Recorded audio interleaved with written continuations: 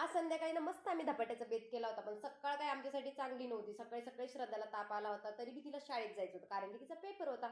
शाळेतून आली आणि डायरेक्ट झोपली. समर्थ तिची सेवा तर बघा कसा करतोय, गोळी काय देतोय, सॉक्स काय काढतोय. इतर वेळेस तिला फटके देतो, आज चांगली तिची सेवा करत होता. बरं, तरी मी आज फ्रूट घेऊन ठेवले होते, म्हणून म्हणलं चला हिला ना एक फ्रूट कट करून देते. काहीच खायला नको म्हणत होती. सकाळी पोहे दिले होते, तरी पोरीनं पोहे सुद्धा खाल्ले नाही. त्यानंतर मग तिला म्हटलं थोडासा शेवयाचा भात करून देते. तिने तो खाल्ला, पण याची नाटके चालू आहे, मला नाही पाहिजे, मला मॅगीच पाहिजे. म्हणलं खायचं तर खाय, नाही तर तसंच बस.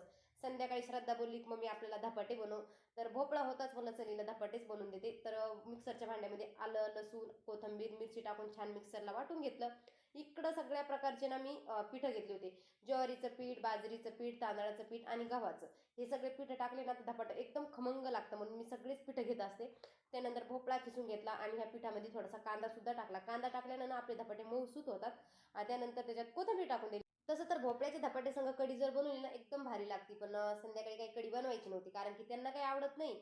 मला एकटीलाच आवडती. श्रद्धाला बी ताप आला होता, म्हणलं जाऊ दे, त्याच्यापेक्षा यांना मी सॉस सोबतच देईन. पटकन मी इकडे धपाटे बनवून घेतले आणि एवढे भारी होतात ना हे धपाटे खायला, एकदम असे खमंग लागतात.